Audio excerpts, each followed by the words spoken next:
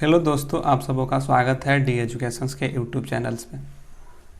चलिए हम लोग आज साइंस का क्वेश्चंस पहले डिस्कस करने से पहले सभी लोग जुड़ जाइए।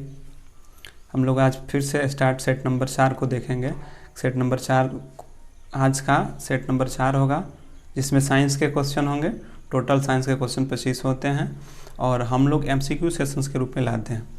और रोज़ रात 9 बजे हम लोग क्या होते हैं, जुड़ते हैं। इससे पहले 3 सेट हो चुका है जो कि रात्रि 9 बजे ही आता है, और यह सेट नंबर 4 है जिसमें आज हम लोग साइंस के 25 क्वेश्चंस को देखेंगे और इसका डिस्कशंस भी करेंगे। तो स्टार्ट करने से पहले आप लोग इस वीडियो को लाइक कर दीजिए और इस वीडियो को शेयर कीजिए और बाकी लोगों को जुड़ जाने दीजिए। उसके बाद क्या करते हैं, स्टार्ट करते हैं। जब तक लोग जुड़ते नहीं हैं तब तक शेयर कर दीजिए ताकि सभी लोग जुड़ जाएँ। सभी लोग जुड़ जाएँ ताकि इस टेस्ट का क्या लिया जा सके, आनंद लिया जा सके। तो सभी लोग जुड़ जाएँ। एक बार इसको शेयर कीजिए सब ग्रुप में, सभी लोग को आ जाने दीजिए।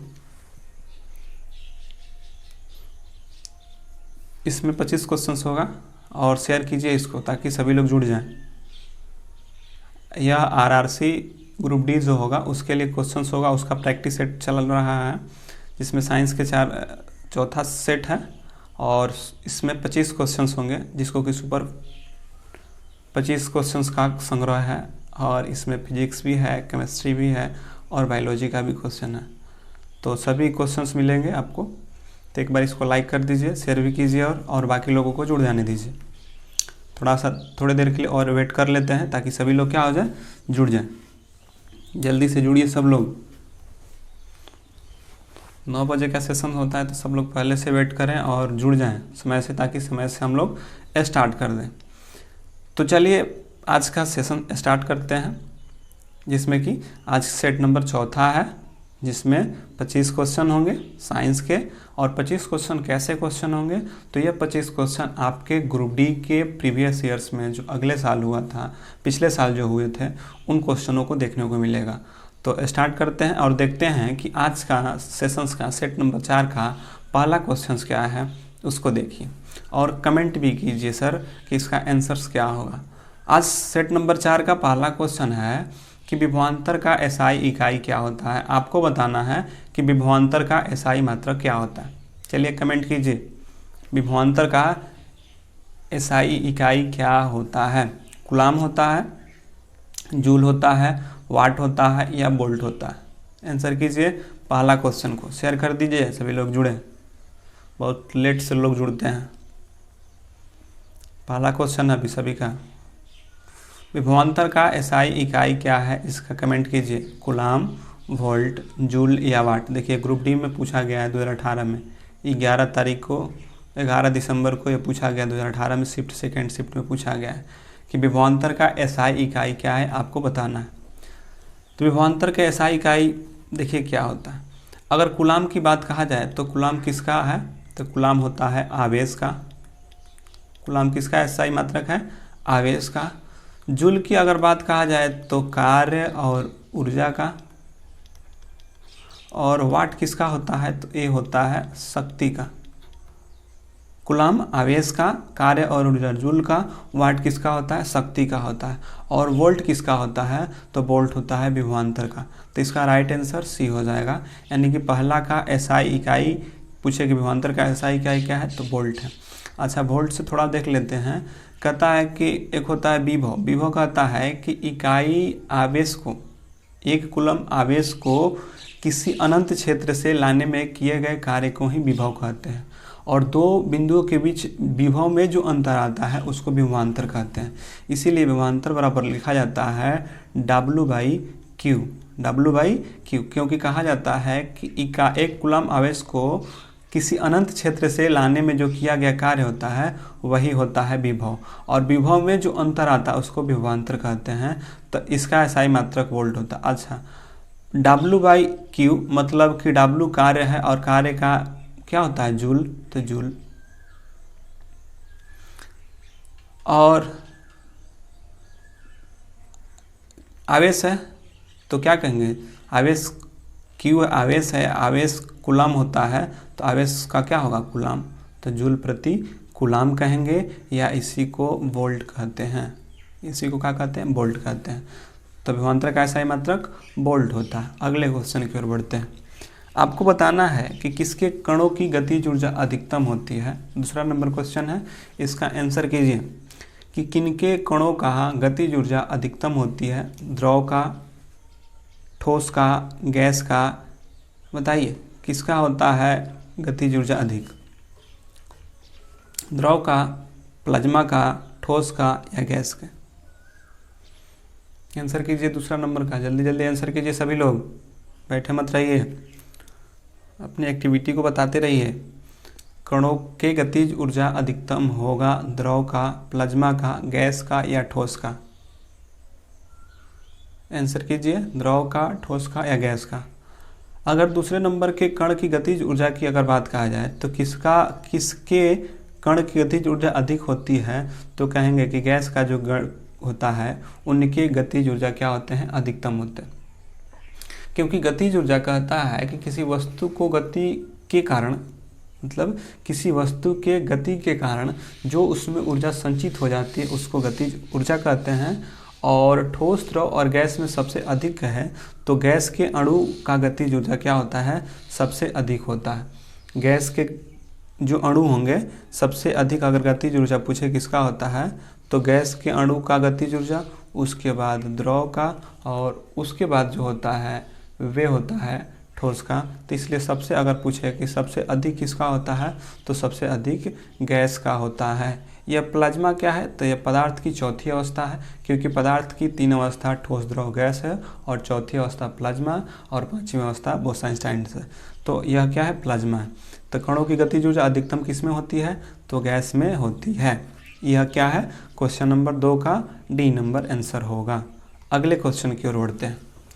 आपको बताइए कि वह भौतिक राशि जो कभी ऋणात्मक नहीं हो सकता है, मतलब कौन सा ऐसी भौतिक राशि है जिससे का कभी भी ऋणात्मक नहीं हो सकता।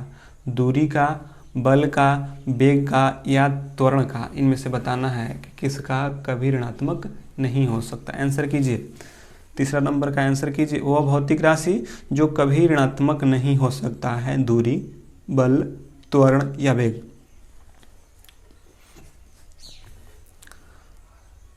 आंसर कीजिए तीसरा नंबर का और शेयर भी कीजिए, अधिक लोग जुड़िए इससे, इस सेशंस को अधिक लोग ताकि जुड़ पाए, आनंद आए टेस्ट का। तो चलिए तीसरा नंबर क्वेश्चन का आंसर की अगर बात कहा जाए तो भौतिक राशि जो कभी भी ऋणात्मक नहीं हो सकता है वे होता है दूरी। और आपको पता है कि दूरी हमेशा पॉजिटिव होता है या शून्य हो सकता है, लेकिन ऋणात्मक नहीं हो सकता। दूरी हमेशा पॉजिटिव होता है या शून्य हो सकता है, लेकिन ऋणात्मक कभी नहीं हो सकता। वहीं अगर विस्थापन की अगर बात कहता है तो विस्थापन कहता है कि विस्थापन जो होता है वे पॉजिटिव भी होता है, शून्य भी होता है और निगेटिव भी होता है। तो विस्थापन होता तो कहते तीनों होता, दूरी में जबकि सिर्फ क्या होता है तो यह ऋणात्मक नहीं हो सकता है, यह धनात्मक या शून्य हो सकते हैं लेकिन ऋणात्मक कभी भी नहीं हो सकते हैं। जबकि त्वरण भी ऋणात्मक होता है, क्योंकि आपको पता है ना कि त्वरण ऋणात्मक त्वरण को मंदन कहते हैं, इसका मतलब कि त्वरण भी ऋणात्मक होता है। तो यह भी भौतिक राशि है जो कि ऋणात्मक होता है, बल भी ऋणात्मक होता है और वेग भी ऋणात्मक, धनात्मक और पॉजिटिव तीनों हो सकते हैं। यह तीनों ऑप्शन जो है प्लस, माइनस और जीरो, यह तीनों ऑप्शन में प्लस, माइनस और जीरो की क्रिया होगी, लेकिन दूरी में सिर्फ प्लस और जीरो की क्रिया होगी। यानी कि वह भौतिक राशि जो कभी भी ऋणात्मक नहीं हो सकता है वे है दूरी। बाकी सारे के सारे क्या हो सकते हैं, प्लस, माइनस और जीरो हो सकते हैं। बल भी, वेग भी और त्वरण भी। त्वरण की अगर कहा जाए तो त्वरण क्या होता है, तो v बराबर होता है, त्वरण बराबर होता है a बराबर होता है अंतिम वेग माइनस प्रारंभिक वेग बाई t। ये त्वरण होता है। बल आप सबों को पता है F बराबर ma होता है। और वेग क्या होता है, वेग क्या है तो कहा जाता है कि वेग कहा जाता है किसको, वेग में परिवर्तन के दर को त्वरण और विस्थापन में परिवर्तन के दर को क्या कहते हैं, वेग कहा जाता है। तो इसका राइट आंसर क्या होगा, दूरी होगा। वे बात आगे रहा अगले क्वेश्चन की ओर। चौथे नंबर क्वेश्चन को बनाइए। चौथा नंबर क्वेश्चन क्या है इसको देखिए। चौथे नंबर क्वेश्चन कि अंतिम भाग से शुरू होने वाला एक कार्य जो 1 मीटर प्रति सेकंड मतलब कि 1 मीटर पर सेकेंड स्क्वायर या 1 मीटर सेकेंड इनवर्स सेकेंड के पावर -2 के समान है, तो त्वरण के साथ 2 मिनट में चलती है, तो बताइए कि कार के द्वारा प्राप्त की गति क्या होगी। आपको बताना है कि कार के द्वारा कितनी गति प्राप्त कर ली जाएगी। चौथा नंबर का बनाइए। इसके लिए थोड़ा समय देते हैं ताकि आप लोग इसको सॉल्व करके आंसर कीजिए। अंतिम भाग से शुरू होता है और उसका बताना है कि 1 मीटर प्रति सेकेंड स्क्वायर के समान त्वरण के साथ है और 2 मिनट में चल रहा है, तो बताइए कितनी गति प्राप्त होगी। आंसर कीजिए इसका ABCD। ABCD।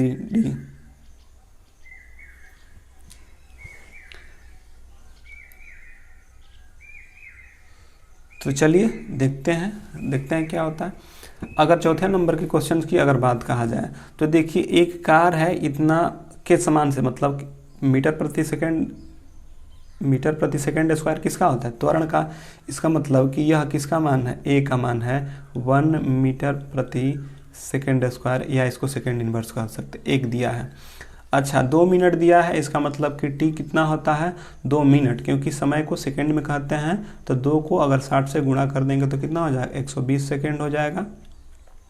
और अंतिम भाग से शुरू, जब शुरू होता है कोई भी चीज़ शुरू होगा तो उसका यू क्या होगा, उसका यू होता है 0, तो उसका यू क्या है 0 है। और आपसे अंतिम वेग पूछ रहा है तो इसको आपको निकालना है। आपको सूत्र याद होगा कि v बराबर u प्लस AT, यह क्या है न्यूटन का प्रथम सूत्र होता है, v बराबर u प्लस AT। v हमको निकालना है, u मेरा क्या है 0 है तो 0 रख लेंगे, a मेरा कितना है तो 1 है तो 1, और मेरा t कितना है 120 है, तो 120 क्या करेंगे इसमें गुणा कर देंगे, तो क्या आ जाएगा इसका आंसर, तो इसका आंसर आ जाएगा 120, कितना आ जाएगा 120। अब आपको आंसर में सभी में 120 देना था, बनाना था नहीं, लेकिन आपको समझना था कि यह वेग है और वेग जब भी होता है वह मीटर प्रति सेकंड में होता है, या 120 मीटर सेकंड इनवर्स कह सकते हैं इसको। तो आपको यहाँ पे मात्रक पूछा गया था सिर्फ, बाकी तो खुद बना दिया था, आंसर सब में 120 दे दिया था। आपको ये पता करना था कि यह क्या है, क्या पूछ रहा है। अगर त्वरण पूछता तो ए होता, जबकि वेग पूछता तो ए होता। तो इसमें वेग पूछा है तो क्या है, वेग का होता है 100 मीटर प्रति सेकेंड, तो इसका राइट आंसर क्या हो जाएगा मीटर प्रति सेकेंड, इसलिए इसका राइट आंसर बी ऑप्शन हो जाएगा। तो यह चौथा नंबर क्वेश्चन था। अब आते हैं 5वें नंबर क्वेश्चन की ओर। 5वां क्वेश्चन देखते हैं क्या है। 5वां क्वेश्चन की ओर बढ़िए। यदि किसी गतिमान वस्तु पर कोई बल आरोपित नहीं है, मतलब गति चल रहा है उस पर कोई बाहरी बल नहीं लग रहा, तो वह किस कारण से रुक जाती है। रुकने का कारण क्या होता है, आवेग, तनाव, गति या घर्षण। बताइए, यह 22/9/2018 में ग्रुप डी के 3rd शिफ्ट में पूछा गया क्वेश्चन है कि यदि गतिमान वस्तु पर कोई बाह्य बल आरोपित नहीं है तो वह किसके कारण रुक जाती है। आपको बताना है यह किसके कारण से रुक जाती है। गतिमान वस्तु पर कोई बाह्य बल आरोपित नहीं है तो किसके कारण से, आवेग के कारण से, तनाव से, घर्षण से या गति से। कमेंट कीजिए जल्दी, सभी लोग कीजिए, बाकी लोग कर रहे हैं और लोग नहीं कर रहे हैं, सभी लोग कीजिए।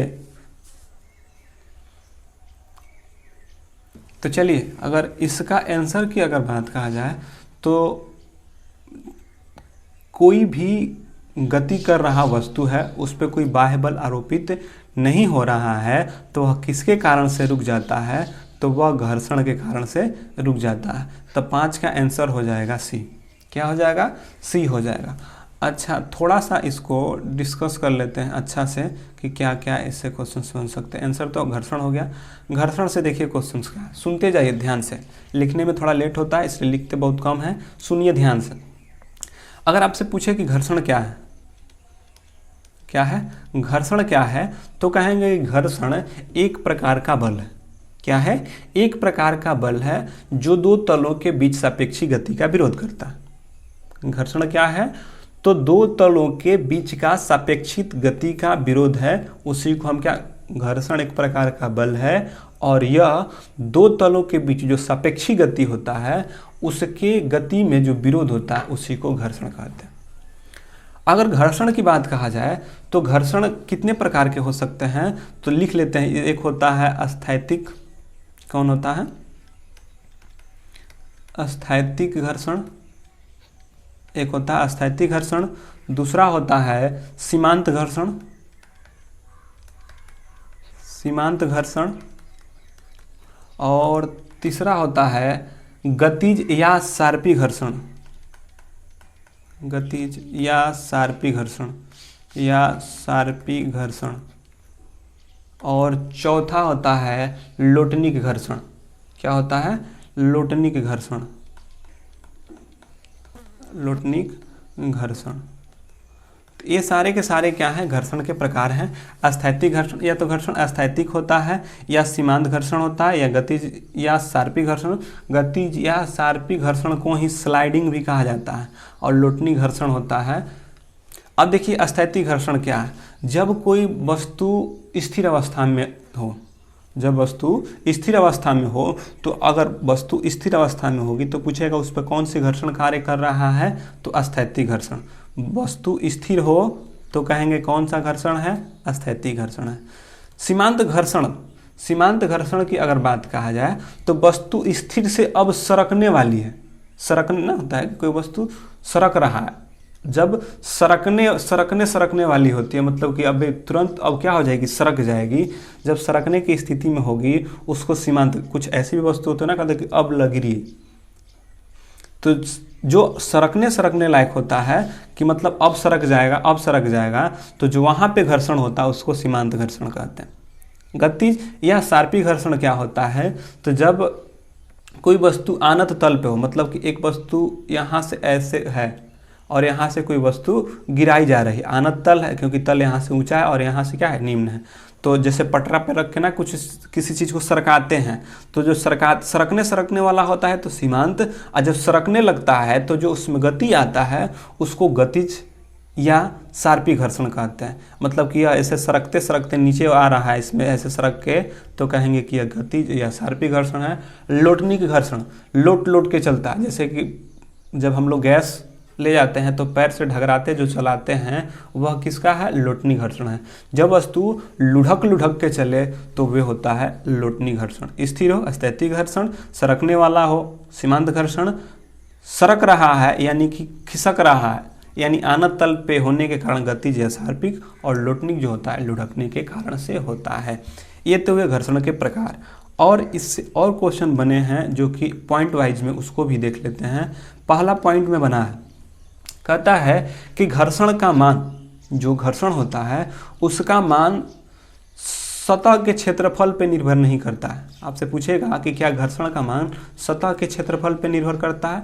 नहीं, वस्तु के घर्षण का मान सतह के क्षेत्रफल पे निर्भर नहीं करता है, बल्कि उस सतह की प्रकृति कैसी है इस पे निर्भर करता है कि वह सतह कैसी है, चिकनी है, रूखर है, तो उसमें घर्षण कैसी होगी। अब कितना चौड़ा है, कितना चौड़ा नहीं है, इस पे उसकी क्षेत्रफल पे निर्भर नहीं करता है। उसके प्रकृति, मतलब कि जो उसका सतह है उसकी प्रकृति पे निर्भर करता है कि किस प्रकार की उसकी प्रकृति है, उस पे निर्भर करता है। तो यह पहला पॉइंट बना। पहला पॉइंट कह सकता है कि घर्षण क्या सतह के क्षेत्रफल पे निर्भर करता है? तो कहेंगे कि नहीं, सतह के जो प्रकृति है उस पे निर्भर करता है। अगर सतह चिकनी होगी तो वहाँ पे घर्षण कम लगेगी, घर्षण कम लगेगा तो पकड़ कम बनेगा, और पकड़ कम बनेगा तो आसानी से क्या होगी? सरकता चला जाएगा। इसलिए चिकनी सतह पर क्या होते हैं? फिसलते चले जाते हैं। तो सतह के क्षेत्र वही खुरदुरी पे हो तो आप बढ़िया से सरक नहीं पाते हैं, या सरकना नहीं हो पाता है। तो यह क्षेत्रफल पे निर्भर नहीं करता है। यह किस पे निर्भर करता है?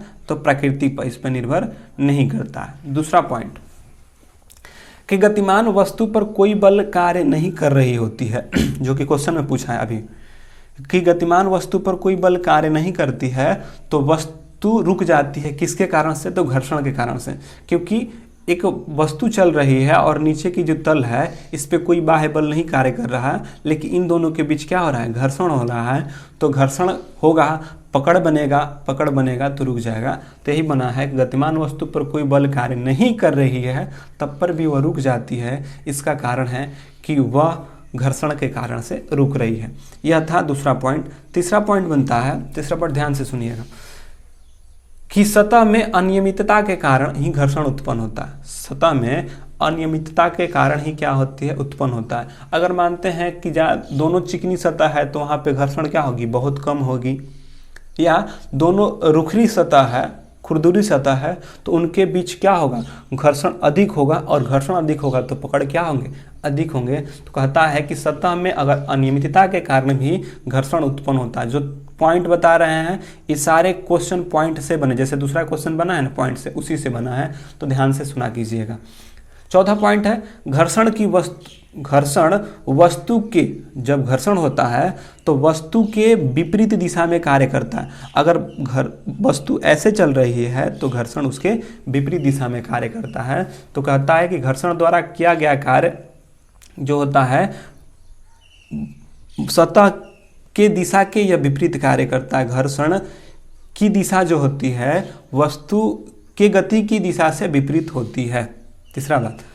पांचवा बात, अब देखिए पांचवा बात क्या है। पांचवा बात बोल रहा है कि घर्षण द्वारा जो किया गया कार्य है वह क्षय नहीं होता, मतलब कि जो घर्षण है वह कार्य क्षय नहीं होता है, मतलब उस कार्य की हानि नहीं होती है, भले ही वह कार्य क्या होती है, घर्षण के कारण ताप में बदल जाता है। तो आपसे पूछता है कि जब कोई घर्षण द्वारा किया गया कार्य क्षय नहीं होता है, बल्कि यह जो ऊर्जा है, जो कार्य है, यह तापीय ऊर्जा में बदल जाता है। अब आते अगला पॉइंट बनता है कि घर्षण द्वारा किया गया कार्य ऋणात्मक होता है। और एक क्वेश्चन सबसे फेमस क्वेश्चन बना था कि अगर आप साइकिल से चल रहे हैं तो आपका पिछला चक्का, मानते हैं यह क्या है, मेरा साइकिल है और यह मेरा पिछला चक्का है और यह मेरा क्या है, अगला चक्का है। अब पूछता है कि साइकिल आगे की ओर गतिमान है, तो बताइए कि इसके पिछले चक्के पर घर्षण किस दिशा में कार्य करेगा, पीछे की ओर, आगे की ओर, ऊपर की ओर या नीचे की ओर। आपसे पूछा है कि जब साइकिल गतिमान रूप से चल रहा है, गतिमान त्वरण से समान स्थिति के रूप में चल रहा है, तो जो इसका घर्षण है किधर लग रहा है, इसके पीछे लग रहा है या इसके आगे की ओर लग रहा है, तो आपको बताना है। तो जो घर्षण है, क्योंकि गति के विपरीत दिशा में कार्य करता है, तो और यह साइकिल है तो साइकिल की गति आगे की ओर है, तो घर्षण किधर होगा, पीछे की ओर होगा। तो कहेगा कि साइकिल से चल रहे हैं तो पूछे घर्षण की दिशा किधर होगा, पिछले चक्का की ओर, तो यह क्या होगा, पीछे की ओर। अगले चक्का में भी वही, क्योंकि ये भी आगे की ओर बढ़ता है, आगे की ओर गति करेगा तो घर्षण पीछे की ओर होगा। तो ये हुए घर्षण। अब आते हैं अगले क्वेश्चन की ओर, नहीं तो आप लोग बोर हो जाइएगा। 6वां नंबर क्वेश्चन है, बनाइए। वह बिंदु जहां पर एक वस्तु का संपूर्ण भार कार्य करता है उसको क्या कहते हैं। वह बिंदु जहां पर एक वस्तु का संपूर्ण भार कार्य करता है उसको क्या कहते हैं, द्रव्यमान केंद्र, क्या, द्रव्यमान केंद्र, घर्षण केंद्र, गुरुत्वाकर्षण केंद्र, दाब केंद्र। बताइए। वह बिंदु जहां पर वस्तु का संपूर्ण भार कार्य करता है उसको क्या कहते हैं, गुरुत्वाकर्षण केंद्र, द्रव्यमान केंद्र, घर्षण केंद्र या दाब केंद्र। आंसर कीजिए जल्दी,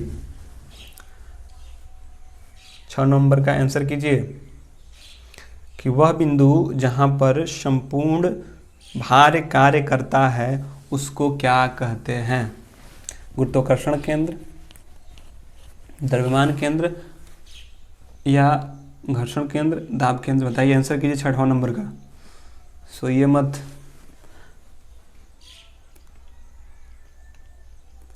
आंसर कीजिए इसका। वह बिंदु जहां पर वस्तु का संपूर्ण भार करता है उसको क्या कहते हैं, द्रव्यमान केंद्र, गुरुत्वाकर्षण केंद्र, घर्षण केंद्र या दाब केंद्र। अगर 6 नंबर क्वेश्चन की आंसर की अगर बात कहा जाए तो इसका आंसर होगा गुरुत्वाकर्षण केंद्र। क्या आंसर होगा, गुरुत्वाकर्षण केंद्र जो होगा। कहता है कि वह बिंदु जहां पर वस्तु का संपूर्ण भार कार्य करता है उसको गुरुत्वाकर्षण केंद्र कहते हैं, क्योंकि भार जो होता है किसी वस्तु पर जो खींचा गया होता है उसी को क्या कहते हैं, भार कहते हैं। और क्योंकि भार जो होता है, अगर भार की अगर बात कहा जाए तो भार जो होता है वे द्रव्यमान और जो जी होता है उसके बराबर होता है। और द्रव्यमान और जी कहा जाए तो मतलब कि अगर भार की वेट की अगर बात कहा जाए तो mg होता है, मतलब कि कितने वस्तु का द्रव्यमान को किस गुरुत्वीय त्वरण के साथ कोई खींच रहा है उसको गुरुत्वाकर्षण केंद्र कहते हैं। तो यह क्या हुआ, गुरुत्वाकर्षण केंद्र होगा। अगले क्वेश्चन की ओर बढ़ते हैं। तो छठवां का आंसर क्या होगा, गुरुत्वाकर्षण केंद्र होगा। और भार क्या होता है, तो द्रव्यमान। अगर गुरुत्वाकर्षण केंद्र कहा जाता है, गुरुत्वाकर्षण केंद्र की अगर बात कहा जाए तो कहा जाता है कि किसी वस्तु पर गुरुत्व या गुरुत्वाकर्षण के कारण, मतलब कि जो गुरुत्व है या गुरुत्वाकर्षण केंद्र वह बिंदु होता है, गुरुत्व केंद्र या गुरुत्वाकर्षण केंद्र वह बिंदु होता है, चाहे वस्तु को आप किसी भी स्थिति में रखिए, उस बिंदु पर वस्तु का समस्त भार कार्य करेगा।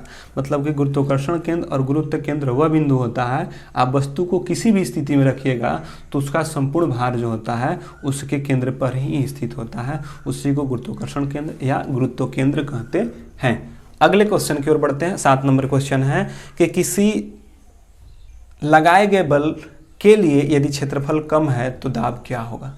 अगर कोई बल लगा रहा है, लगाए गए बल के लिए क्षेत्रफल कम कर दिया जाए तो दाब क्या होगा। आंसर कीजिए, बदलता है, कम होता है, स्थिर होता है या अधिक होता है। 7 नंबर का आंसर कीजिए,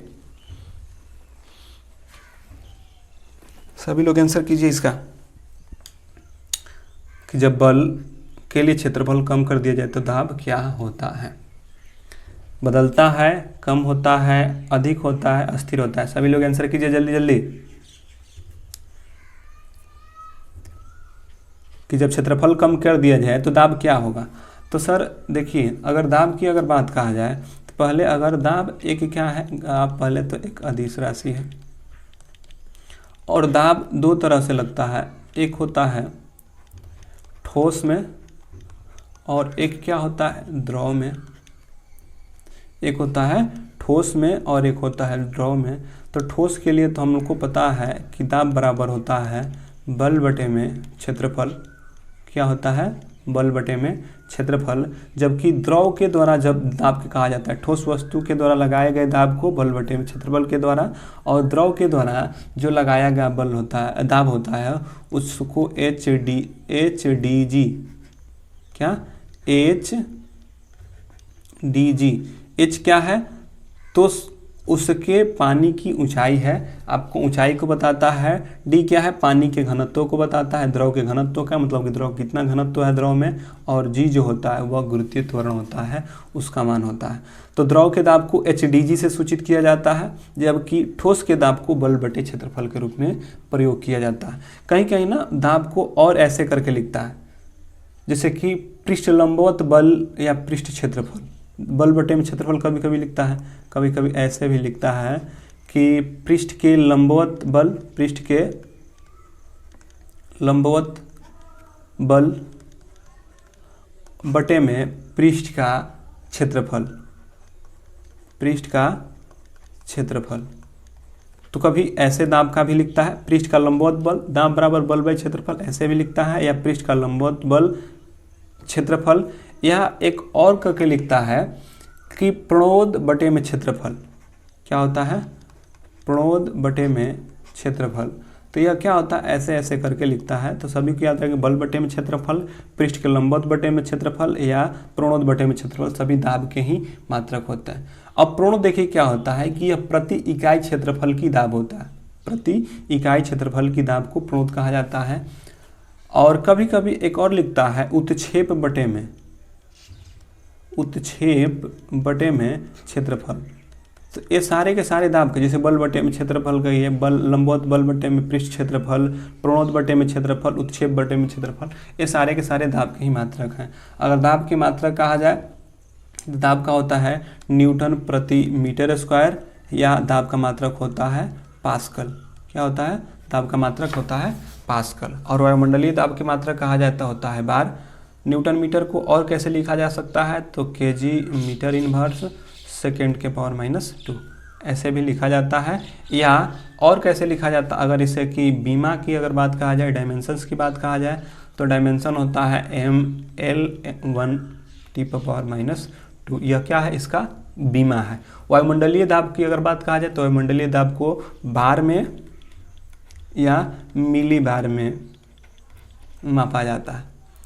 बार में या मिली बार में 1 बार बराबर 10⁵ न्यूटन प्रति मीटर या 10⁵ पास्कल कहा जाता है। जबकि 1 मिली बार बराबर अगर पूछ देता है तो 1 मिली बार बराबर कितना होता है, 1 मिली बार बराबर पूछता है तो 10⁵ न्यूटन प्रति मीटर स्क्वायर, क्योंकि बलबटे में क्षेत्रफल होता है ना, तो न्यूटन प्रति मीटर स्क्वायर, और या 10⁻² हो जाता है। मिली बार में होता है 10⁻² हो जाता है, या 10⁻² पास्कल हो जाता है।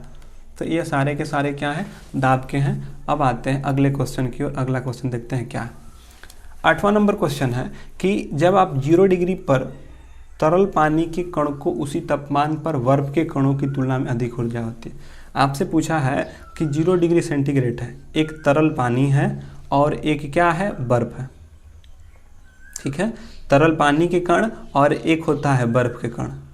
दोनों की तुलना किया जाए तो किसका अधिक ऊर्जा होगा। आपको बताना है कि किसका अधिक ऊर्जा, तुलना में अधिक ऊर्जा क्यों होती है। मतलब कह रहा है कि तरल पानी के कणों में उसी तापमान पर बर्फ के कणों की तुलना में अधिक ऊर्जा क्यों होती है। मतलब पानी की, तरल पानी में ऊर्जा क्या होती है, अधिक होती है बर्फ की तुलना में 0 डिग्री सेंटीग्रेड पर। ऐसा क्यों होता है। Option A, B, C, D पढ़ के ध्यान से आंसर कीजिए। 8 नंबर का आंसर कीजिए क्या होगा कि 0 डिग्री सेंटीग्रेड पर तरल पानी है और बर्फ भी है, तो तरल के पानी की ऊर्जा अधिक होती है। क्यों होती है बताइए। ऑप्शन A, B, C या D आंसर कीजिए सभी लोग। Option A, B, C, D 8 number का आंसर कीजिए A, B, C, D में। और इस वीडियो को शेयर भी कीजिए और लोगों को जोड़िए। न तो आप लोग लाइक करते हैं, ना किसी को शेयर करते हैं। चलिए, अगर आंसर की अगर बात कहा जाए, 8 नंबर की आंसर की अगर बात कहा जाए तो इसका आंसर होगा ऑप्शन नंबर डी। कह रहा है, देखिए यहाँ अगर ऑप्शन पढ़िएगा तो चूंकि बर्फ तरल पानी, कहता कि बर्फ से तरल पानी होने में रूपांतरण प्रक्रिया के दौरान ऊष्मा के कण अवशोषित होते हैं। कहता कि तरल पानी, चूंकि बर्फ से तरल पानी के रूपांतरण प्रक्रिया के दौरान ऊष्मा ऊर्जा को अवशोषित करता है। ऐसा है, चूंकि बर्फ ऐसा है, फिर ऐसा है। तो यहाँ पे देखिए डी नंबर ऑप्शन में है कि चूंकि बर्फ तरल पानी में रूपांतरित की प्रक्रिया में, चूंकि बर्फ जो होता है तरल पानी के रूपांतरित की प्रक्रिया के दौरान बर्फ के जो कण होते हैं, यहाँ पे क्या था, पानी के कण नहीं, बर्फ के कण ऊष्मा ऊर्जा को अवशोषित करता है। यहाँ पे चेंज क्या कर दिया था, तो पानी के कण नहीं, क्योंकि ऊष्मा अवशोषित करने का कार्य जो है बर्फ के कण कर रहे हैं यहाँ पर, तो कहेंगे कि बर्फ के कण ऊष्मा को अवशोषित करता है, इसलिए इसका राइट आंसर क्या हो जाएंगे, डी हो जाएगा। अगले क्वेश्चन की ओर बढ़ते हैं। अगला क्वेश्चन है सर 9 नंबर को कीजिए कि एक अभिक्रिया, हमको बताना है एक अभिक्रिया जिसमें एक पदार्थ या एक से अधिक अणु आपस में दोहरे या तिहरे आबंध, मतलब कि डबल बॉन्ड या ट्रिपल बॉन्ड से जुड़े होते हैं, उसको क्या कहते हैं। एसिडीकरण, योगात्मक अभिक्रिया, कार्यात्मक समूह, जल अपघटन या साबुनीकरण। बताइए 9 नंबर का क्या होगा कि जब एक अभिक्रिया जिसमें एक पदार्थ एक या एक से अधिक अणु के साथ डबल बॉन्ड या ट्रिपल बॉन्ड के माध्यम से जुड़े होते हैं, उसको क्या कहते हैं, एसिडीकरण, योगात्मक अभिक्रिया, क्रियात्मक अभिक्रिया या जल अपघटन या साबुनीकरण। बताइए इसका आंसर क्या होगा। 9 नंबर का आंसर कीजिए जल्दी।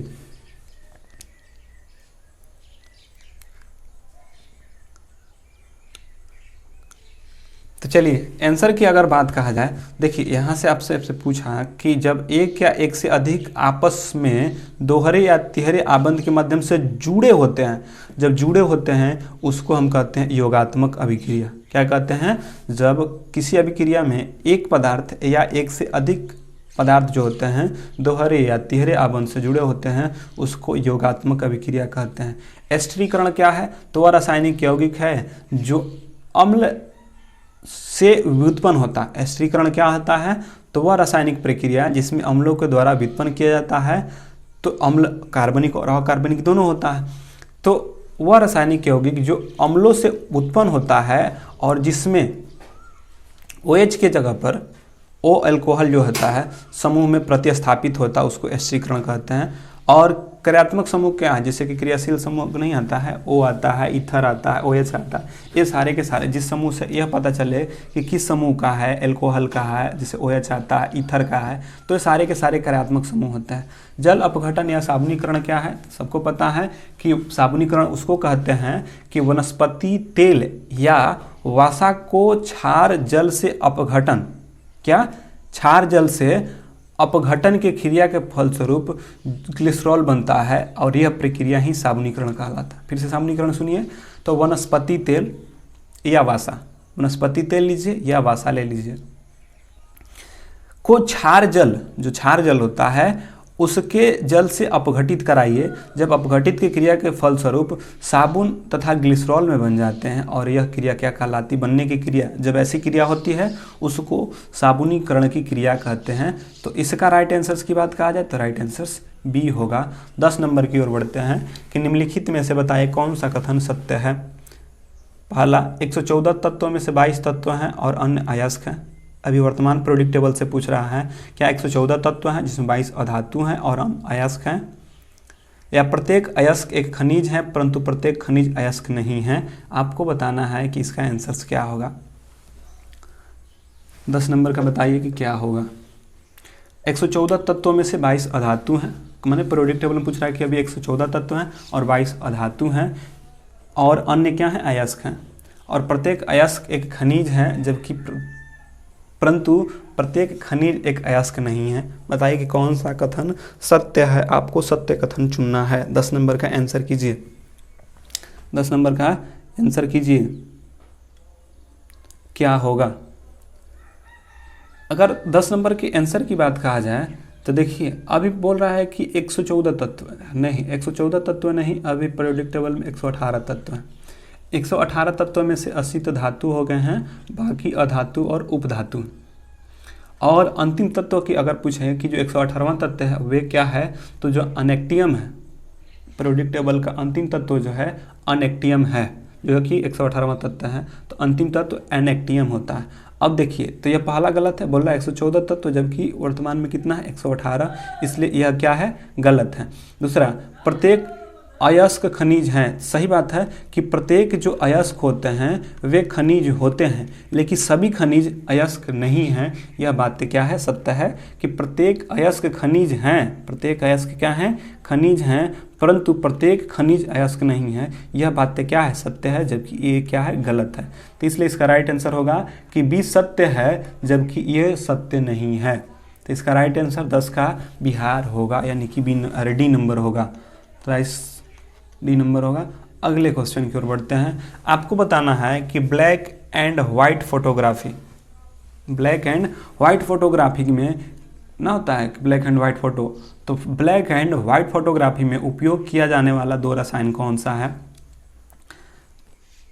सिल्वर ब्रोमाइड या silver iodide, silver chloride, silver bromide, silver nitrate, या ये बताना है कि AgNO3, AgNO3, ये तो दोनों वही बात बोल दिया है। और यह क्या? AgCl, AgNO3। आपको बताना है कि जो ब्लैक एंड वाइट होता है उसमें किस 2 रसायनों का प्रयोग किया जाता है। आंसर कीजिए 11 नंबर का। 11 नंबर का आंसर कीजिए, क्या होगा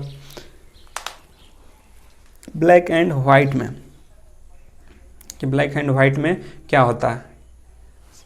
silver bromide, silver iodide, silver chloride या AgNO3। 11 नंबर का आंसर कीजिए जल्दी जल्दी सभी लोग भाई, और भेजते रहिए ताकि सभी लोग जुड़ें। आप लोग तो शेयर नहीं करते हैं, बहुत कम लोग जुड़ते हैं, और जो ग्रुप में है वो लोग भी बहुत कम जुड़ पाते हैं। सभी लोग जुड़िए।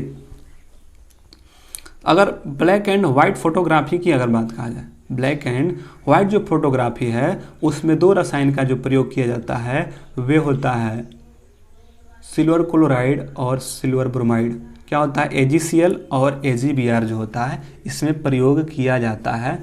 तो यह काले और सफ़ेद फोटोग्राफी कहता है या ब्लैक एंड वाइट फोटो में तो AgCl और AgBr का प्रयोग किया जाता है। तो इसका राइट आंसर क्या हो जाएगा, बिहार नंबर कौन सा, तो सिल्वर क्लोराइड और सिल्वर ब्रोमाइड जो होता है इसका प्रयोग किया जाता है। अच्छा, AgCl को और क्या कहा जाता है, जो AgCl है इसको हार्न सिल्वर के नाम से भी जाना जाता है, हार्न सिल्वर के नाम से भी जाना जाता है।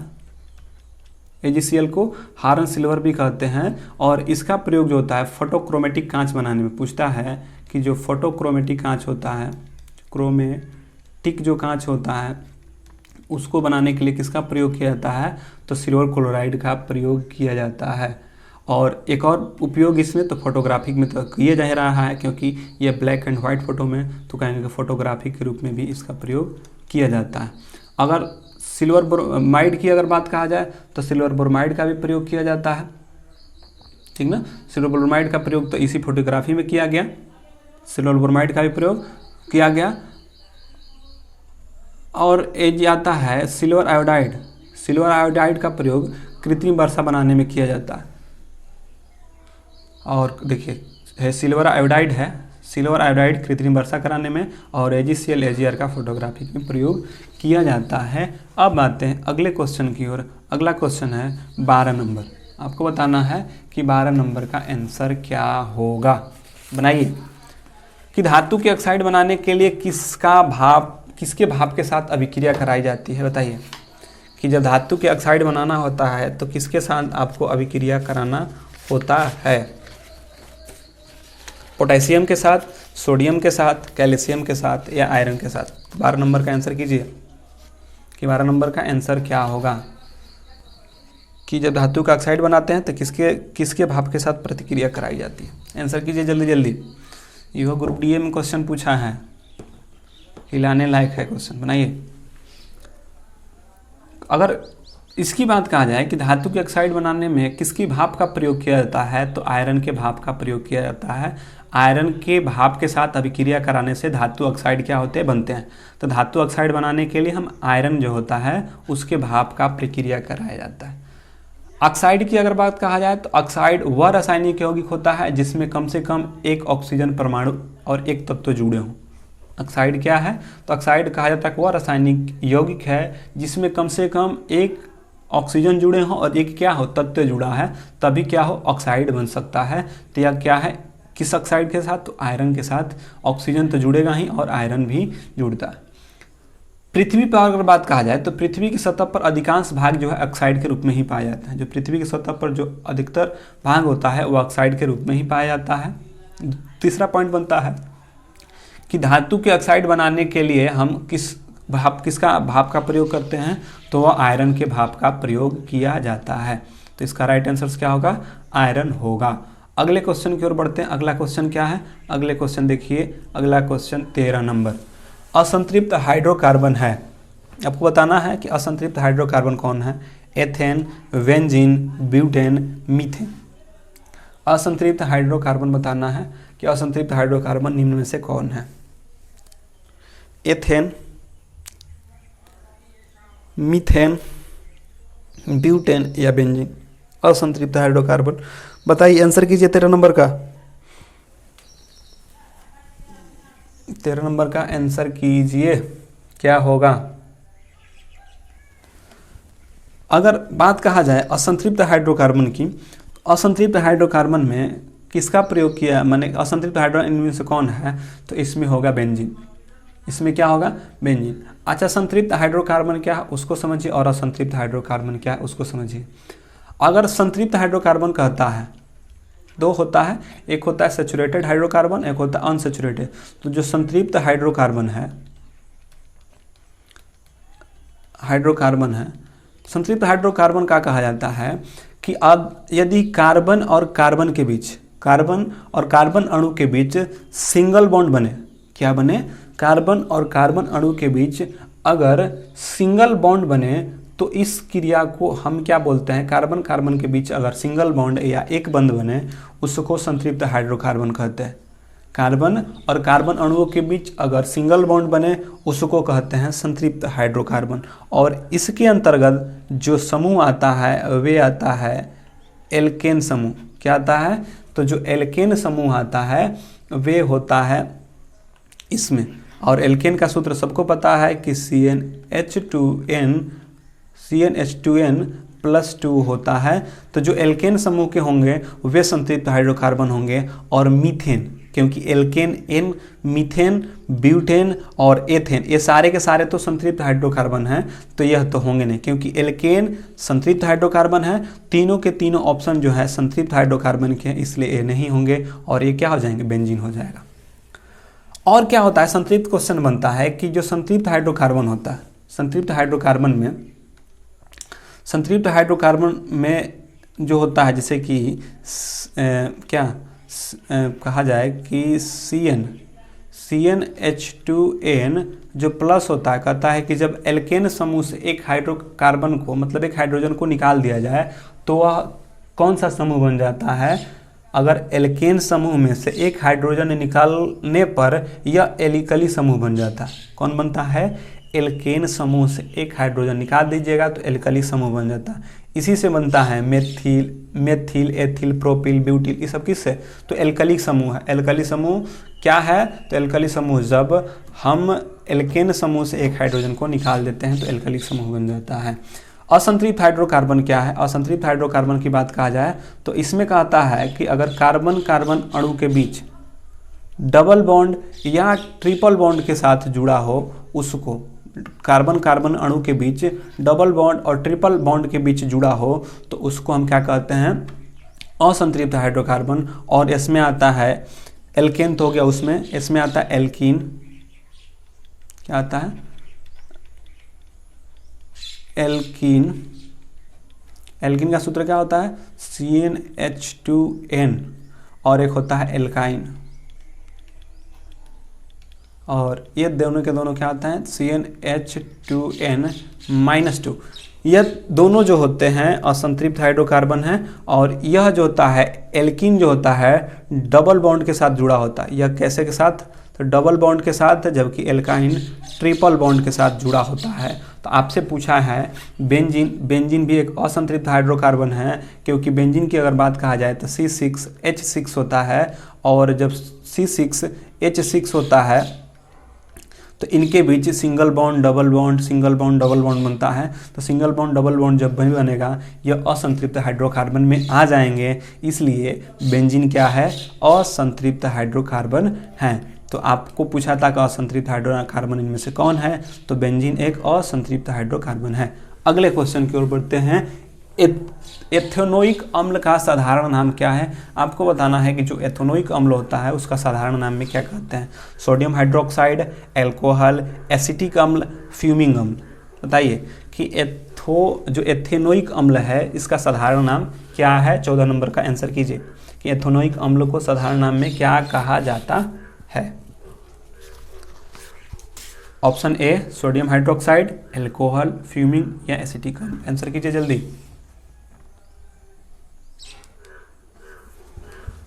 तो एथेनोइक अम्ल की साधारण नाम की अगर बात कहा जाए तो एथेनोइक अम्ल का साधारण नाम एसिटिक अम्ल होता है।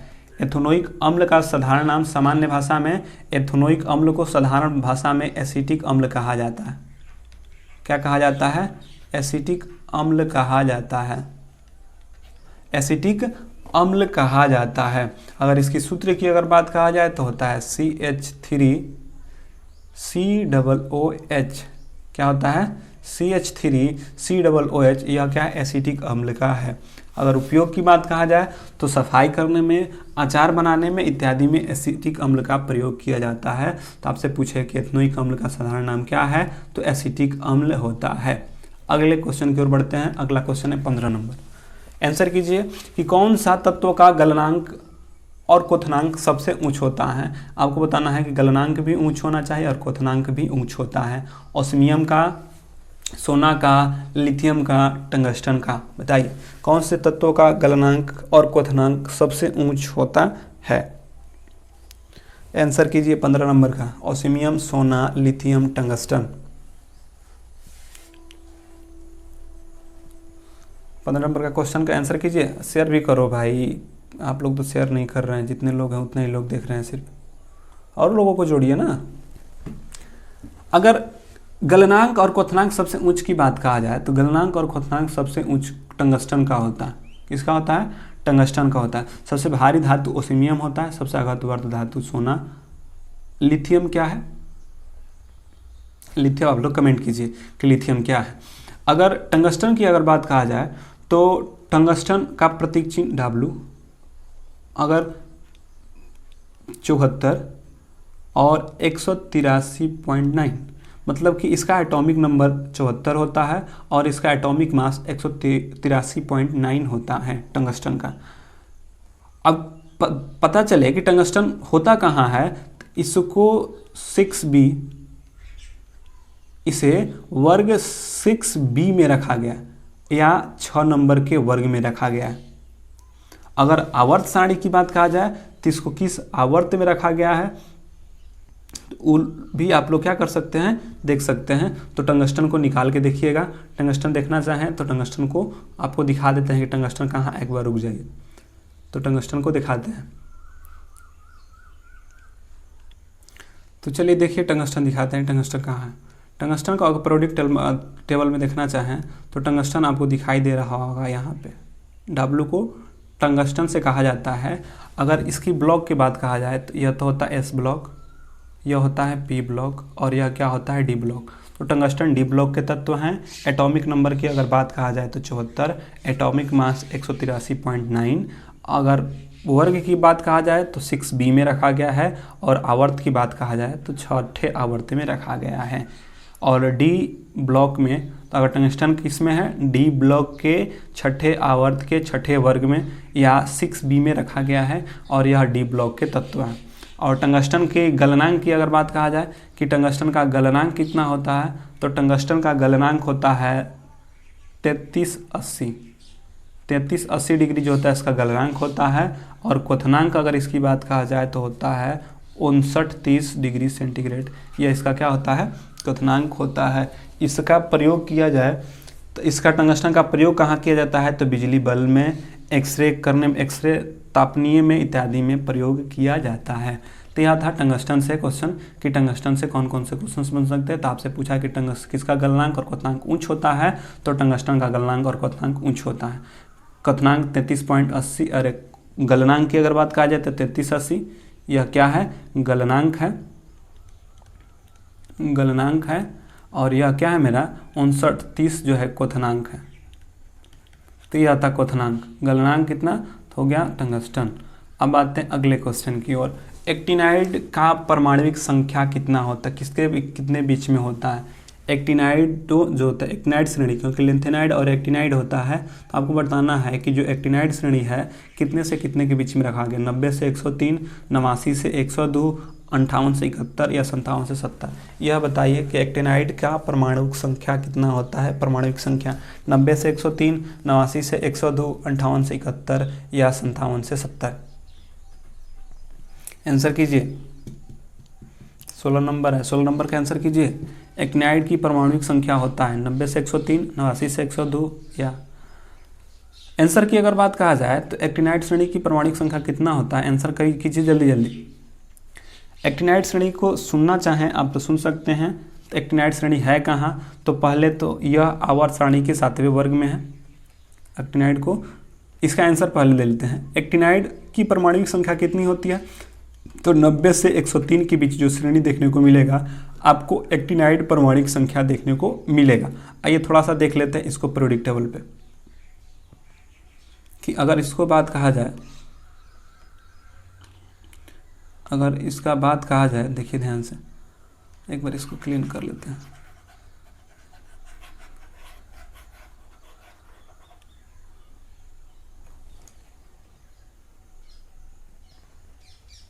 देखिए आप लोगों को दिखाई दे रहा होगा। देखिए अगर एक्टिनाइड श्रेणी की बात कहा जाए तो एक्टिनाइड देखिए ऊपर ये वाला लेंथेनाइड होता है और यह क्या होता है, एक्टिनाइड होता है। एक्टिनाइड श्रेणी यहाँ से लाया गया। अगर S block P block, D block, और इसको किस ब्लॉक में रखा गया है, तो इसको एफ ब्लॉक में रखा गया है। एफ ब्लॉक का जो 7वां आवर्त होता है, जो एफ ब्लॉक का जो 7वां आवर्त होता है उसमें रखा गया है 90 से 103 के बीच क्या किया गया है, इसको रखा गया है। तो आपसे कोई पूछे कि कितने कितने से बीच रखा गया है, तो 90 से 103 के बीच में इसको रखा गया है एक्टिनाइड को। अगर कभी कभी पूछता है ना कि एक्टिनियम सदस्य, देखिए यहाँ पे एक्टिनम होता है और यह होता है नवासी, यहाँ से जो स्टार्ट होता है उसके बाद होता है यह। तो कहेगा कि आवर्त सारणी में अगर एक्टिनियम तत्व का अगर 2 क्वेश्चन आता है, एक्टिनियम तत्व की परमाणु संख्या पूछता है तो 89, अगर एक्टिनियम श्रेणी पूछे तो 90 से 103 होता है। अगर पूछे कि जो एक्टिनाइड श्रेणी है उसका प्रथम तत्व कौन सा है, तो वे होता है थोरियम, TH थोरियम, और अंतिम तत्व का है तो लावेरिनिकम होता है, लावेरिनिकम। और एक्टिनाइड में कितने तत्व होते हैं, तो 14 तत्व होते हैं। तो एक्टिनाइड श्रेणी से क्वेश्चन क्या क्या बन सकते हैं, तो क्वेश्चन देख सकते हैं कि एक्टिनाइड श्रेणी से क्वेश्चन बन सकता है कि इसको किस वर्ग में रखा गया है, अरे किस ब्लॉक में रखा गया है, तो एफ ब्लॉक में रखा गया है। इसमें कुल कितने सदस्य होते हैं, 14 सदस्य होते हैं। थोरियम से स्टार्ट होता है, लावेरिनिकम तक रहता है, थोरियम से स्टार्ट होकर लावेरिनिकम तक रहता है, 14 तत्व होता है, और इसे आवर्त के 7वें आवर्त में रखा गया है। अगले क्वेश्चन की ओर आते हैं। अगला क्वेश्चन क्या होगा, अगले क्वेश्चन बढ़िए। जब सोडियम बाइकार्बोनेट को पीएच पेपर के पट्टी पे रखा जाता है तो पट्टी का रंग क्या होता है। आपको बताना है कि जब सोडियम बाइकार्बोनेट जो होता है उसको आप पीएच पेपर के पट्टी पे रखिए तो पट्टी का रंग कैसा होगा, हरा हो जाएगा, परिवर्तित नहीं होता है, नीला होता है, या पीला होता है। 17 नंबर का आंसर कीजिए।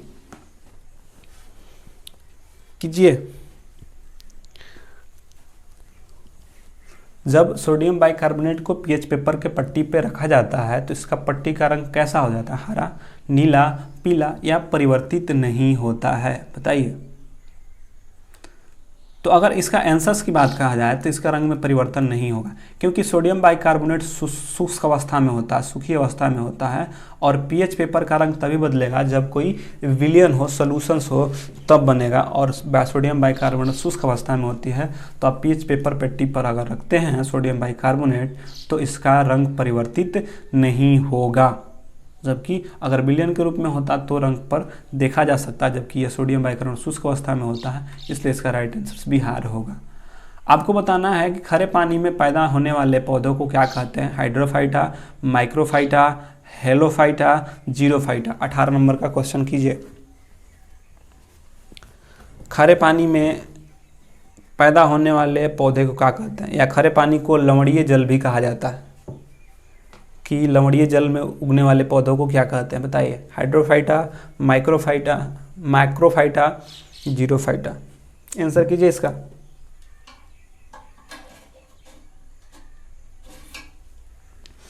अगर इसका आंसर की अगर बात कहा जाए कि खरे पानी में पैदा होने वाले पौधों को क्या कहते हैं, तो आपको कैसे कैसे कभी आता है कि नमकीन क्षेत्र में उगने वाले पौधे को क्या कहते हैं, तो हेलोफाइटा, या खरे पानी में उगने वाले को हेलोफाइटा, या लवणीय जल में कही तो वो हेलोफाइटा।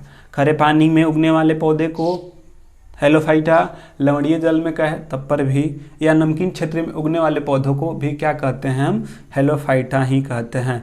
जीरोफाइटा क्या है, तो शुष्क और मरुस्थल क्षेत्र में जो उगता है पौधा उसको जीरोफाइट। हाइड्रोफाइटा क्या है, तो जल प्लावित क्षेत्रों में जो उगने वाला होता है उसको हाइड्रोफाइटा कहते हैं। इसलिए खरे पानी में आपसे पूछा है तो खरे पानी में उगने वाले पौधे को हेलोफाइटा कहते हैं। क्लियर है। अब आते हैं अगले क्वेश्चन की ओर। आता है 19 नंबर क्वेश्चन। आपको बताना है कि वह कौन सी प्रक्रिया है, कौन सा प्रक्रिया है जिसमें कोशिका किसी अन्य जीवित भाग या एक जीव की पूर्ण सटीक प्रतीक होता है, यानी कि पूर्ण रूप से फोटोकॉपी होता है। कौन सी प्रक्रिया है जिसमें कि एक जीव या कोशिका जो होती है जनक कोशिका से क्या होती है, जस्ट हूबहू या फोटोकॉपी होता है। क्लोनिंग में, कांच नलिका के फलन में या पुनर्जनन में, बताइए। 19 नंबर का आंसर कीजिए क्या होगा। 19 नंबर का आंसर कीजिए, क्लोनिंग, कांच या नलिका।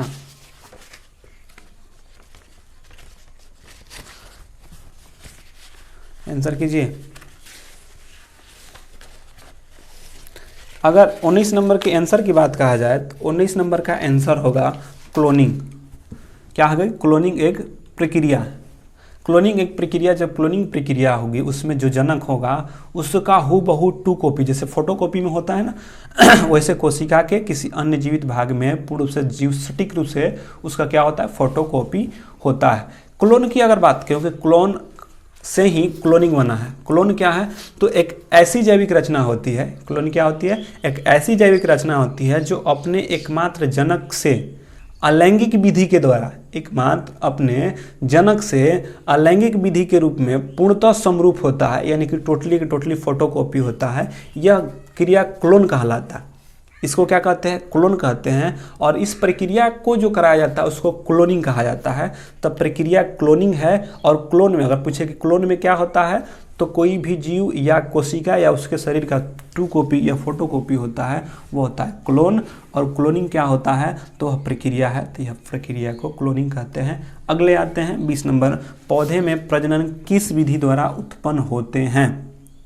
माने बताना एक पौधे के प्रजनन किस विधि के द्वारा उत्पन्न होते हैं जिसमें जो अनुवांशिकी रूप है जनक के सभी गुण पौधे में होते हैं। मतलब जितने भी जनक के गुण हैं वे सारे के सारे क्या होते हैं? पौधे में उपस्थित होते हैं। वर्धी जनन, पुनर्जनन, विखंडन या यौन प्रजनन। पौधे के प्रजनन में किस विधि के द्वारा उत्पन्न होता है जिसमें अनुवांशिक रूप से जनक सभी गुण पौधे के होते हैं? वर्धी जनन में, पुनर्जनन में, विखंडन में या यौन प्रजनन में? आंसर कीजिए 20 नंबर का।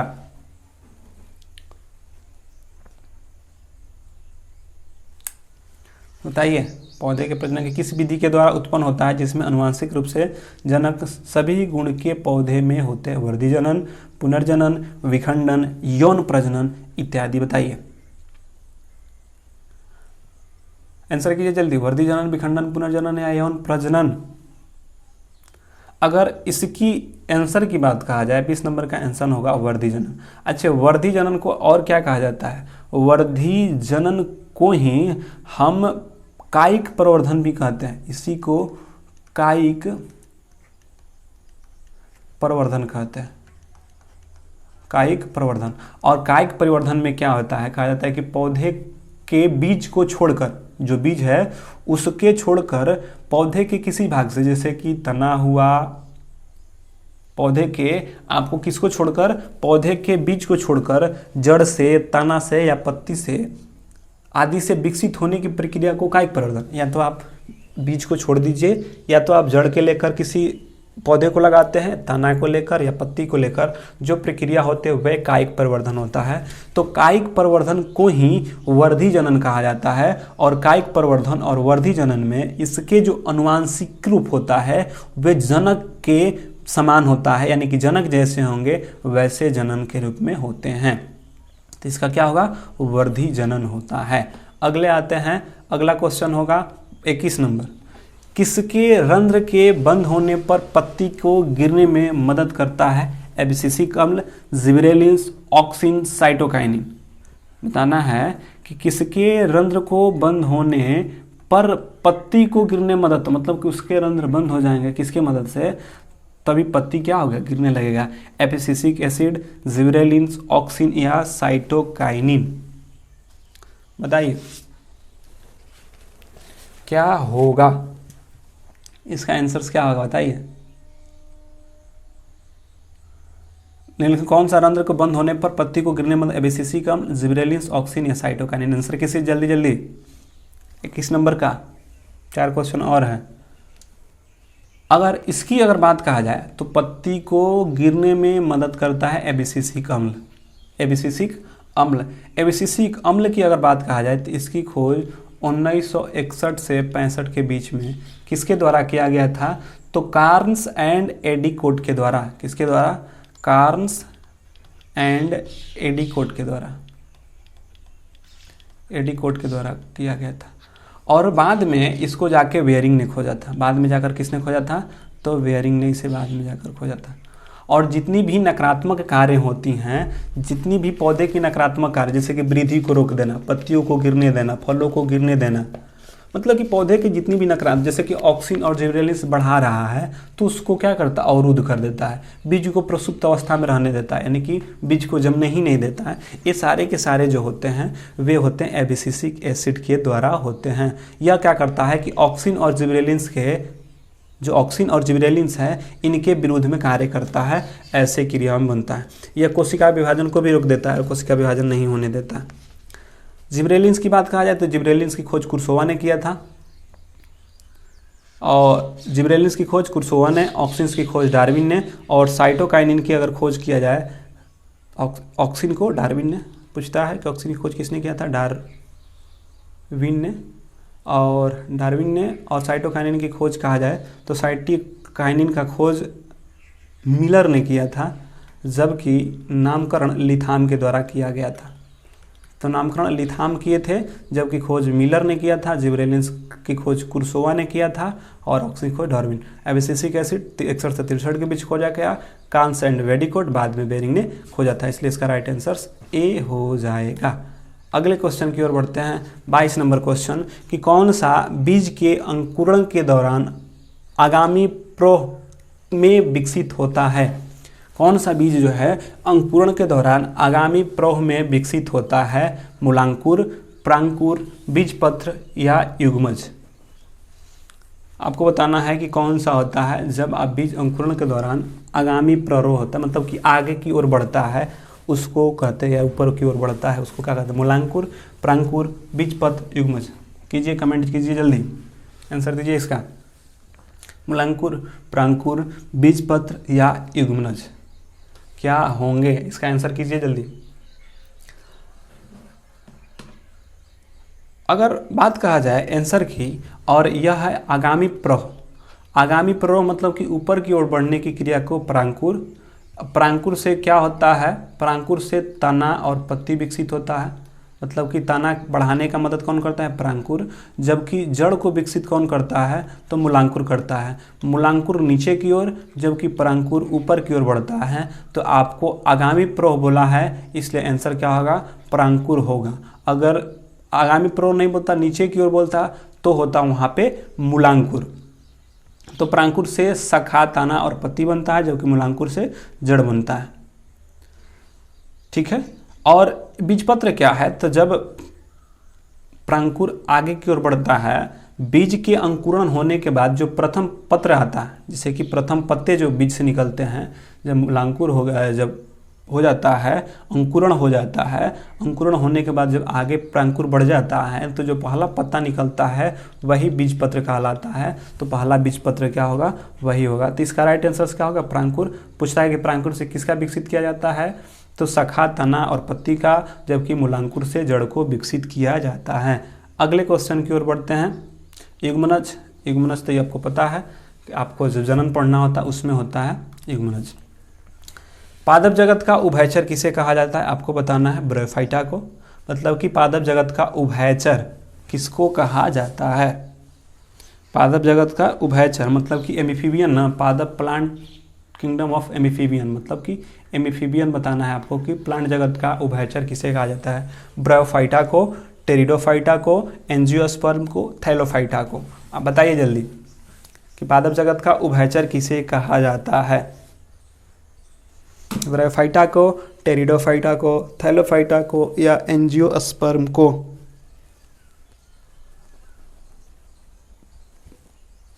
आंसर कीजिए 23 का। मेहनत कीजिए, मेहनत कीजिए, इस बार ना होगा तो कभी ना होगा ग्रुप डी में, इसलिए मेहनत कीजिए। अगर आंसर की अगर बात कहा जाए तो पादप जगत के उभयचर किसे कहा जाता है, तो पादप जगत का उभयचर ब्रायोफाइटा को कहा जाता है। जो ब्रायोफाइटा संघ होता है उसको पादप जगत का उभयचर कहा जाता है। उभयचर क्यों कहा जाता है, क्योंकि यह भूमि पर जीवित रहता है, क्योंकि यह भूमि पर क्या रहता है, जीवित रहता है, भूमि पे जीवित रहता है। लेकिन प्रजनन के लिए लैंगिक जनन के लिए यह जल पे निर्भर होता है। यह लैंगिक जनन के लिए जो है, लैंगिक जनन के लिए जनन के लिए यह जल पे निर्भर होता है। तो यह क्या है, भूमि पर भी रहता है और जल पे रहता है, और उभयचर उसी कहा जाता है जो कि थल और जल दोनों में हो, उसी को उभयचर कहा जाता है। तो इसीलिए पादप जगत का उभयचर किसे कहा जाता है, तो ब्रायोफाइटा, क्योंकि यह भूमि पर जीवित रहता है लेकिन यह अलैंगिक जनन के लिए जल में जाना पड़ता है, इसलिए इसको क्या कहते हैं, उभयचर कहते हैं। अच्छा, यह पाया कहाँ जाता है, तो अगर पाने की अगर बात कहा जाए तो यह नमी वाले क्षेत्र में, छायादार वाले भागों में, और ऊंची ऊंची पहाड़ी जहाँ होगी, पुरानी दीवार जो नमी जिसमें होगी वहाँ पर, क्योंकि वहाँ पे दीवार भी होगी और पानी भी होगी, तो दोनों के दोनों स्थिति में रहता है। अगर ब्रायोफाइटा के एग्जाम्पल की अगर बात कहा जाए तो एग्जाम्पल देख लीजिए, इसका क्या है, रिक्सिया, रिक्सिया, रिक्सिया, उसके बाद होता है Funaria, Funaria, Riccia, Funaria, Anthoceros, Anthoceros, Anthoceros, liverwort, liverwort, और तीसरा होता है हार्नवर्ट, हार्नवर्ट। तो ये सारे के सारे किसके हैं, तो ब्रायोफाइटा संघ के जंतु, ब्रायोफाइटा संघ के पादप हैं। रिक्सिया, फ्यूनेरिया, एंथेसिरिया, लिवर्ट और हार्नवर्ट, ये सारे के सारे इस संघ के जंतु होते हैं। अच्छा, और अगर बात कहा जाए थोड़ा सा, यह भी है जो कि हमेशा पूछता है, 1 नंबर में करके पूछ लेता है, इसको कहीं नोट कर लेंगे ज़रूर। जैसे पूछता है कि बताइए स्थलीय जगत का, स्थलीय जगत का पूर्वगामी किसे कहा जाता है, पूर्वगामी किसे कहा जाता है।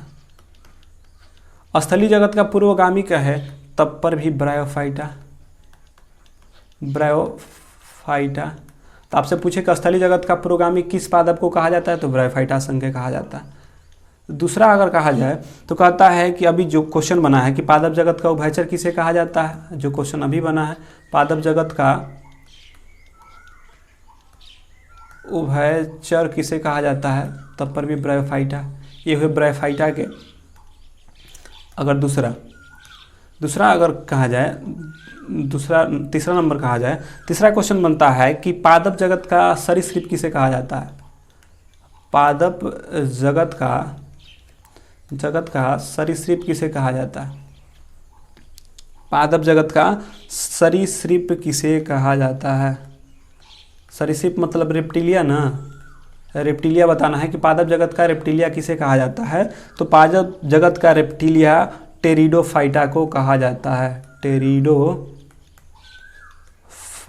को कहा जाता है। पादप जगत का सरीसृप या पादप जगत का रेप्टाइल टेरिडोफाइटा को कहा जाता है। टेरिडोफाइटा से एक और क्वेश्चन बताया कि सबसे विकसित अपुष्पीय पौधा किसमें होता है, सबसे विकसित होगा, सबसे विकसित है लेकिन अपुष्पीय पौधा है, सबसे विकसित और अपुष्पीय पौधा में भी टेरिडोफाइटा आता है। पादप जगत का रेप्टिलिया या सरीसृप टेरिडोफाइटा सबसे विकसित, मतलब कि सबसे विकसित लेकिन अपुष्पीय पौधा कौन होता है, वे होता है टेरिडोफाइटा। और एक क्वेश्चन बनता है कि निम्न स्तर के पौधा किस में पाए जाते हैं, निम्न स्तर के पौधा है कि निम्न स्तर के पौधा,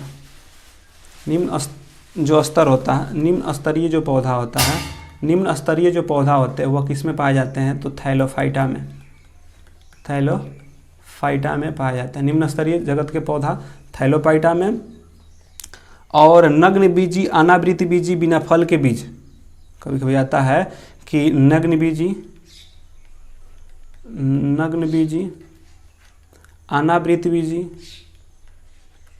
अनावृत बीजी या बिना फल का बीज, या बिना फल का बीज, ये सारे के सारे किस में आ जाते हैं, तो जिम्नोस्पर्म में आ जाता है, जिम्नोस्पर्म में आ जाते हैं। तो ये क्वेश्चन बनते हैं जैसे कि नग्न बीजी, अनावृत बीजी या बिना फल के फल कहेगा तो जिम्नोस्पर्म में, निम्न स्तरीय पौधा कहेगा तो थैलोफाइटा को, और कहेगा कि पादप जगत का सरीसृप या अपुष्पीय विकसित माने सबसे विकसित है लेकिन अपुष्पीय पौधा है टेरिडोफाइटा। पादप जगत का रेप्टिलिया टेरिडोफाइटा। पादप जगत का उभयचर ब्रायोफाइटा और स्थलीय जगत का पुरोगामी भी ब्रायोफाइटा को कहा जाता है। तो आपसे क्वेश्चन पूछा था कि बताइए कि पादप जगत का उभयचर किसे कहा जाता है, तो ब्रायोफाइटा को। टेरिडोफाइटा को क्या बोलते हैं, पादप जगत का सरीसृप। पादप जगत का क्या, सरीसृप। पादप जगत का यह क्या है, सरीसृप है, रेप्टिलिया है। सबसे निम्न स्तर का पौधा थैलोफाइटा में, और वह जिम्नोस्पर्म था, एंजियोस्पर्म नहीं था। आपको बताना है 24 नंबर क्वेश्चन है, सेकंड लास्ट क्वेश्चन, कि अंतःस्रावी ग्रंथि को कहा जाता है पीयूष ग्रंथि। इन अंतःस्रावी ग्रंथि को पीयूष ग्रंथि भी कहा जाता है, वाहिनी ग्रंथि कहा जाता है, और व्यूटो ग्रंथि या एकृत ग्रंथि कहा जाता है। आंसर कीजिए 24 का, कि जो अंतःस्रावी ग्रंथि होता है उसको क्या कहा जाता है, विहीन ग्रंथि, अबूटो ग्रंथि या एकृत ग्रंथि। आंसर कीजिए। अंतःस्रावी ग्रंथि को कहा जाता है पीयूष ग्रंथि, वाहिनी ग्रंथि, अबूटो ग्रंथि या एकृत ग्रंथि। 24 नंबर का आंसर कीजिए, क्या होगा, पीयूष ग्रंथि, अबूटो ग्रंथि, वाहिनी ग्रंथि, एकृत ग्रंथि।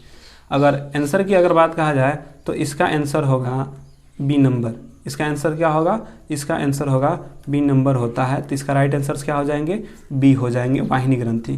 क्योंकि जो अंतःस्रावी ग्रंथि होते हैं, एंडोक्राइन ग्लैंड जो होते हैं, उसमें नलिकाएं नहीं पाई जाती है। अंतःस्रावी ग्रंथि में ध्यान से सुनिए, एंडोक्राइन ग्लैंड में वाहिनियां या नलिकाएं नहीं पाई जाती हैं, और जो अंतःस्रावी ग्रंथि होता है वे हार्मोन स्रावित करता है। क्या करता है, हार्मोन स्रावित करता है, और यह किसी नलिका के माध्यम से, या इसके लिए कोई विभिन्न अंग नहीं है, यह क्या होता है, किसी नली से या किसी ग्रंथि से या वाहिनी ग्रंथि से नहीं चलता। इसीलिए अंतःस्रावी ग्रंथि को वाहिनीहीन, मतलब कि वाहिनी, इसको ढोने के लिए कोई वाहिनिकाएं नहीं होती, इसलिए वाहिनी ग्रंथि। अगर अंतःस्रावी ग्रंथि की बात कहा जाए, कौन कौन से अंतःस्रावी ग्रंथि हैं, तो आपको याद होगा कि पीयूष ग्रंथि, अबूटो ग्रंथि, थायराइड ग्रंथि, पैराथायराइड ग्रंथि, एक सारे के सारे क्या हैं, ये सारे के सारे अंतःस्रावी ग्रंथि होते हैं। तो आपसे पूछा था अंतःस्रावी ग्रंथि क्या है, तो कहेंगे कि वह नलिकाएं जिसमें नलिकाएं नहीं पाई जाती है ग्रंथि में, और यह हार्मोन को स्रावित करता है, एंजाइम को स्रावित करता है, उसमें नली की आवश्यकता होती है, उसको अलग होगा, क्योंकि एंजाइम स्रावित होने के लिए नलिका की आवश्यकता होती है, लेकिन हार्मोन स्राव के लिए नलिकाएं की आवश्यकता नहीं होती है। तो 3 को क्वेश्चन बनता है, अंतःस्रावी ग्रंथि, वाहिनी बीन ग्रंथि होती हैं, और यह हार्मोन को स्रावित करती हैं। यह सबसे फेमस क्वेश्चन है। अगर आपसे पूछे अंतःस्रावी ग्रंथि कौन कौन है, तो पीयूष ग्रंथि, पिनियल ग्लैंड, थायराइड ग्रंथि, एड्रिनल ग्लैंड, अग्नाशय, पैराथायराइड, ये सारे के सारे क्या हैं, अंतःस्रावी ग्रंथि होंगे। इसलिए इसका राइट आंसर क्या होगा, बी होगा, वाहिनी बीन ग्रंथि को अंतःस्रावित भी कहा जाता है। आपको बताना है कि मानव आहार नली का भाग नहीं है। कौन जो है, मानव आहार नली का भाग नहीं है। आपको बताना है कि मानव आहार नली का भाग नहीं है। वायु गुहिका, वायु कोशिका, पित्ताशय, बड़ियात, मतलब जो मानव में जो आहार नली है उसका भाग नहीं है। मुख्य गुहिका, इससे तो जाता है बड़ी आंत और पित्ताशय, यह तीनों से क्या होता है, आहार नाल में भाग लेता है, जबकि वायु कोशिका सांस लेने में भाग लेता है। इसलिए इसका राइट आंसर क्या हो जाएगा, बिहार हो जाएगा। तो 25 नंबर का क्वेश्चन बिहार हो जाएगा। तो ये क्या थे, 25 क्वेश्चन थे आज के सेट के, चौथे नंबर सेट के 25 क्वेश्चन थे। और हम लोग कल फिर से जुड़ेंगे। कब, कल रात्रि 9 बजे फिर से जुड़ेंगे 25 क्वेश्चंस का सेट लेके। कल 5वां सेट होगा, और इससे पहले 3 सेट हैं जिसको कि प्लेलिस्ट में बना दिया है। जो वीडियो को नहीं देखा होगा, 3 सेट को नहीं देखिए, जो सेट बनाया गया है वे ग्रुप डी के क्वेश्चंस को ही लेकर बनाया गया है। तो जो ग्रुप डी की तैयारी करने वाले हैं उसको ज़रूर देखें कि क्वेश्चन कौन कौन से बने हैं और कैसे कैसे इसका डिस्कशन हम लोग देख सकते हैं।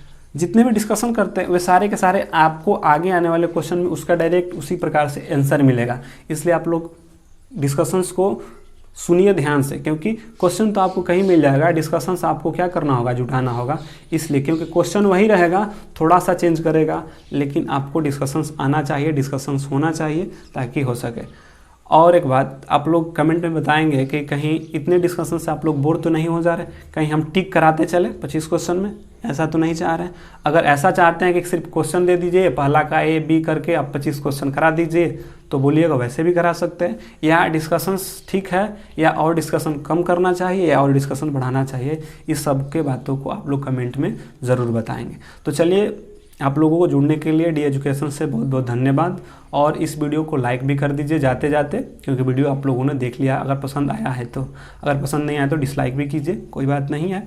इसको शेयर भी कीजिए और सब्सक्राइब, जो पहली बार इस चैनल पे नए हैं उसको सब्सक्राइब कीजिए और अपने दोस्तों को भी शेयर कीजिए, क्योंकि हर रात हम लोग 9 बजे जुड़ते हैं, क्योंकि मज़ा है। सभी दोस्त जुड़ेंगे, सभी दोस्त हम लोग जुड़ेंगे तो क्या होंगे कि सभी लोग एक साथ कमेंट में रहेंगे, क्वेश्चंस का आंसर देंगे, अपना डाउट भी शेयर होता रहेगा। तो एक बार रात्रि 9 बजे जुड़ें और क्वेश्चंस का मजा लें, सेट का मजा लें। तो थैंक यू दोस्तों, आप सबको डी एजुकेशन से जुड़ने के लिए बहुत बहुत धन्यवाद। गुड नाइट, शुभ रात्रि।